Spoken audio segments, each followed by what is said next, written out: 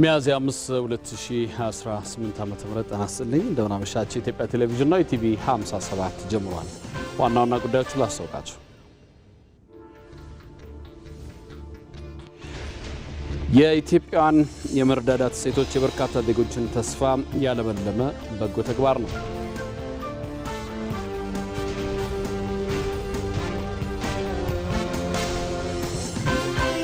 የቄለም ወለጋ ዞን አርሶ አደሮች በአካባቢያቸው ያለውን የተፈጥሮ ሀብት በአግባቡ በመጠቀም በሙዝ ልማት ስራ ተጠቃሚ ለመሆን እየሰሩ ነው።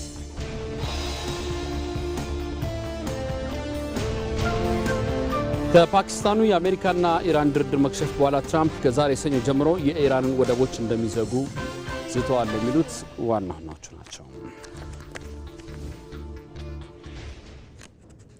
ከዜናዎቹ ጋር አንተነህ ደግፌ ነኝ። አብራችሁን ቆዩ።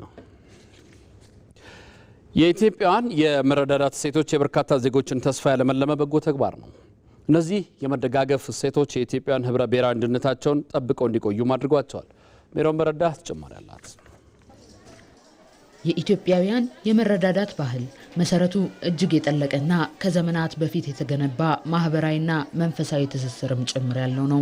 በኢትዮጵያ ሃይማኖቶች ለማህበራዊ እሴቶች መገንባት ትልቁን ድርሻ ይወስዳሉ።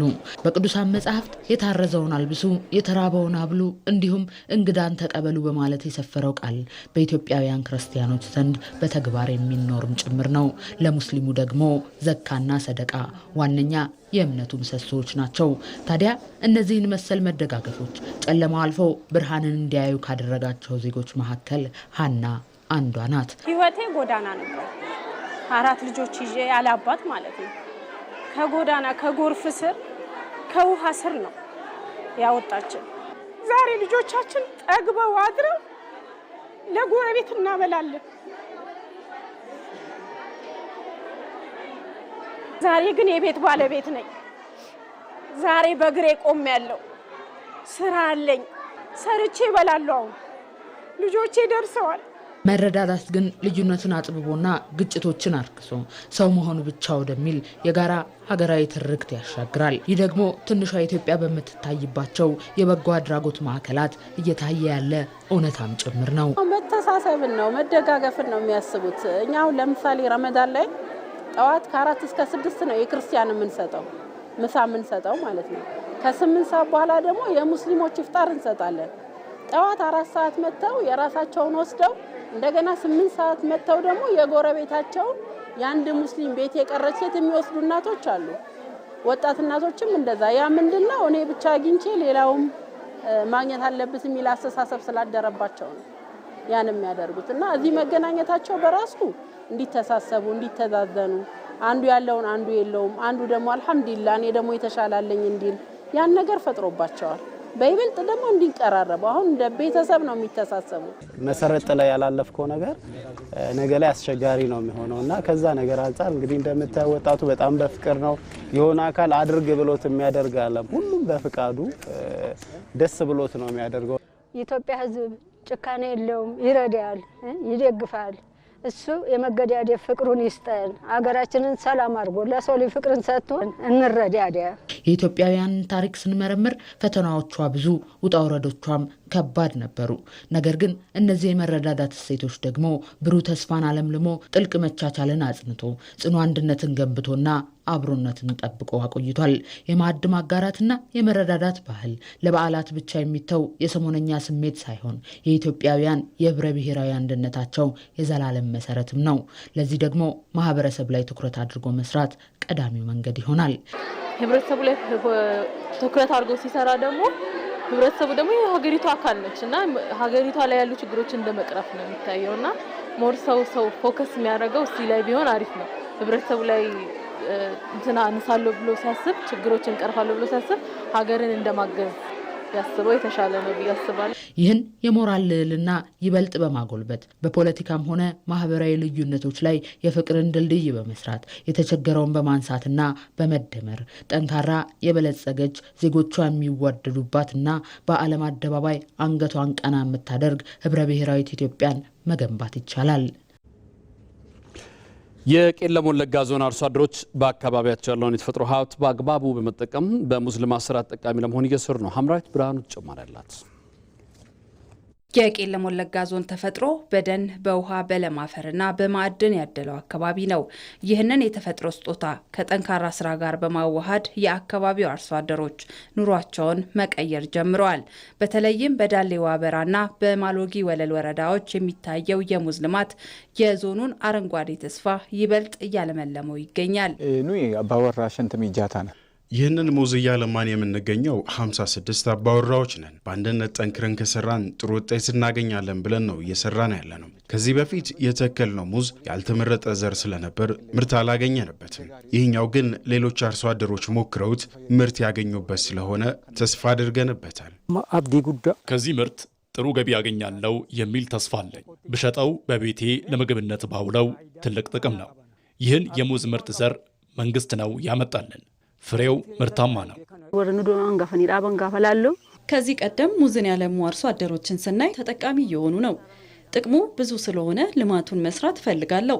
ለዚህ ነው ዛሬ ይህንን የሙዝ ተክል በማሳያ እየተከልኩ የሚገኘው።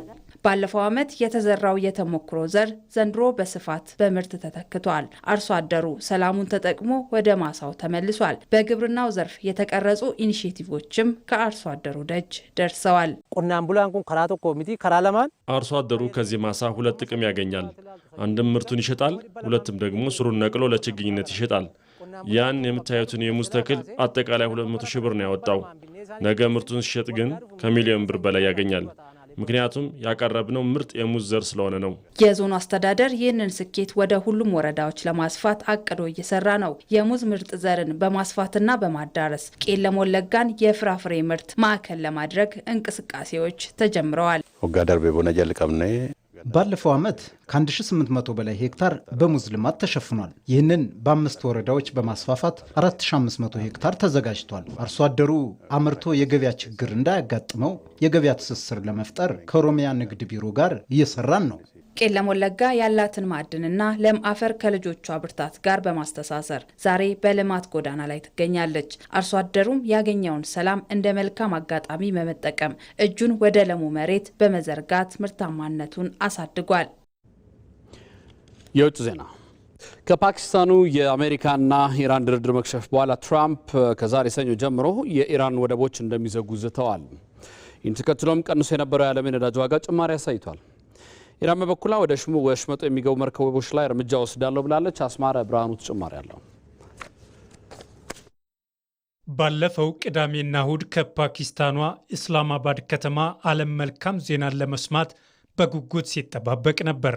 አሜሪካና ኢራን የተቀመጡበት ድርድር የመካከለኛውን ምስራቅ ምስቅልቅል እስከ ወዲያኛው ያስቆመው ይሆን? በዓለም ሀገራት እየተፈጠረ ያለው የኢኮኖሚ መቃወስስ በዚህ ድርድር መፍትሄ ያገኝ ይሆን የሚለው ትልቁ የዓለም ጥያቄ ሆኖ ሰንብቷል። ነገር ግን ለ21 ሰዓታት የቆየው የሁለቱ ሀገራት ድርድር መጨረሻው ለዓለም መልካም ዜናን ማሰማት አልቻለም።